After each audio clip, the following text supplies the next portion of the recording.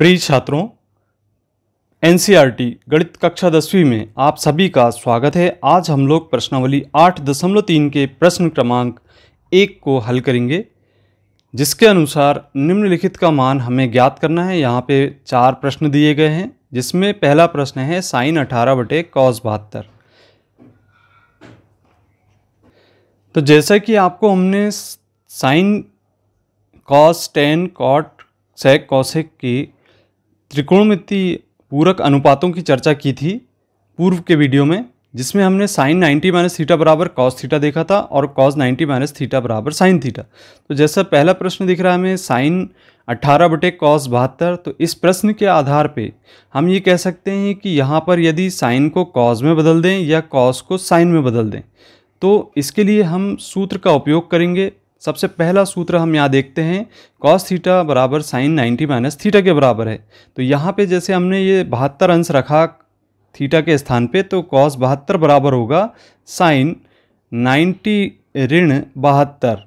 अब इसको हम कम करेंगे, यहाँ पे घटाएंगे, तो कॉस 72 का मान यहाँ से प्राप्त होगा। साइन 90 में से 72 घटाने पर हमें साइन 18 प्राप्त हो जाता है। इसका मतलब ये हुआ कि कॉस 72 बराबर साइन 18 के होगा। अब यहाँ पे हम मान रख देते हैं, तो साइन 18/cos 72 को हम साइन 18 के बराबर ज्ञात किए हैं। तो मान रखने पर यहाँ पे जब हमने सरल किया तो ये इससे ये कैंसिल हो जाता है। साइन 18 से साइन 18 कैंसिल होने पर हमें 1 प्राप्त हो जाता है, तो ये इसका मान होगा। अब आइए प्रश्न क्रमांक 2 की बात करें, जिसमें हमें ज्ञात है tan 26/cot 64। या तो हम tan को कॉट में परिवर्तित कर दें या कॉट को tan में परिवर्तित कर दें। तो कॉट को हम यहाँ पे tan में परिवर्तित करेंगे, जिसके लिए हमारे पास सूत्र है कॉट को परिवर्तित करने के लिए। ये देख रहे हैं हम यहाँ से tan 90 - थीटा के बराबर इसका मान होता है। अर्थात इसे हम ऐसा लिख सकते हैं, कॉट थीटा बराबर tan 90 - थीटा। अर्थात हम इसे ऐसा लिख सकते हैं, कॉट थीटा बराबर tan 90 - थीटा। यहाँ पे थीटा का मान 64 रखने पर कॉट 64 बराबर हमें प्राप्त होगा tan 90 - थीटा। थीटा का मान 64 लिखेंगे, तो यहाँ पे 64 रखे हमने। जैसे ही हमने 90 में से 64 घटाया, तो 90 में से 64 घटाने पर हमें 26 के बराबर प्राप्त हो जाता है, तो 26 अंश प्राप्त हो गया। इसका मतलब ये हुआ कि कॉट 64 का मान tan 26 के बराबर होगा। तो यहाँ पे हम मान रखेंगे, ये tan आप देख रहे हैं tan 26 बटे लिखा हुआ है कॉट 64।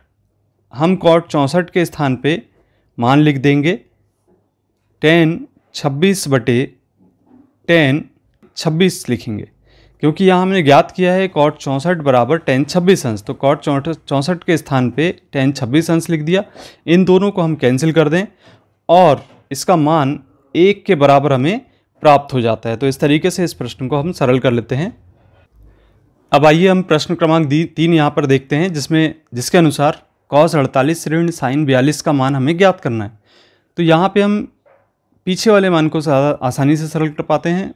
इसको भी हम कॉस को साइन में परिवर्तित कर सकते हैं, लेकिन हम साइन को कॉस में परिवर्तित कर दें। तो साइन को कॉस में परिवर्तित करने के लिए आप देख रहे हैं यहाँ पे साइन थीटा का मान कॉस 90 - थीटा होता है। तो हम यहाँ पे इसका उपयोग करेंगे, साइन थीटा बराबर कॉस 90 - थीटा।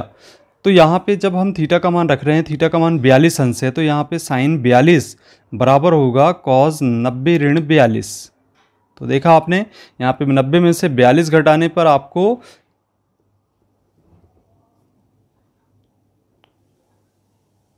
कॉस 48 प्राप्त हो जाता है, और कॉस 48 साइन 42 के स्थान पे हम रख देते हैं। तो यहाँ इसके स्थान पे मान रखने पर हम देखते हैं कि सरल करने पर कितना प्राप्त होता है। यहाँ पे कॉस 48 वैसा ही रहेगा, ये हमने कॉस 48 लिख दिए, और साइन 42 का मान हम यहाँ पे लिखेंगे कॉस 48।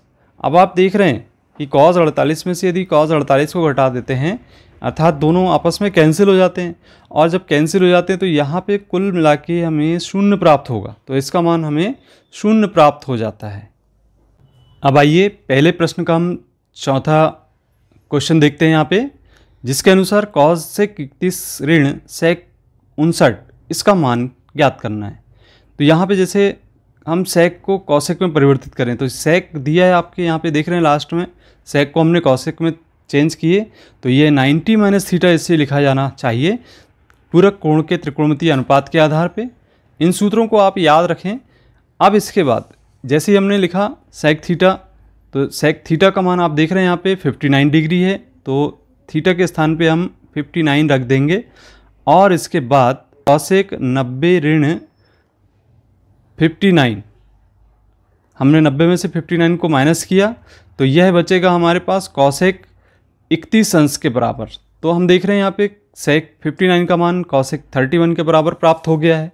इस मान को हम यहाँ पे लिख दें और इसे हम सरल कर लें, तो ये आ गया हमारा कॉसेक 31 और ऋण यहाँ पे सेक के स्थान पे कॉसेक आ गया 31।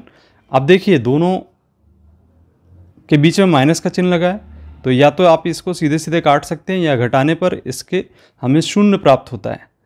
तो ये इस प्रकार से इन चारों प्रश्नों को पूरक कोण के त्रिकोणमितीय अनुपात के आधार पे हम बड़े ही आसानी से ज्ञात कर सकते हैं।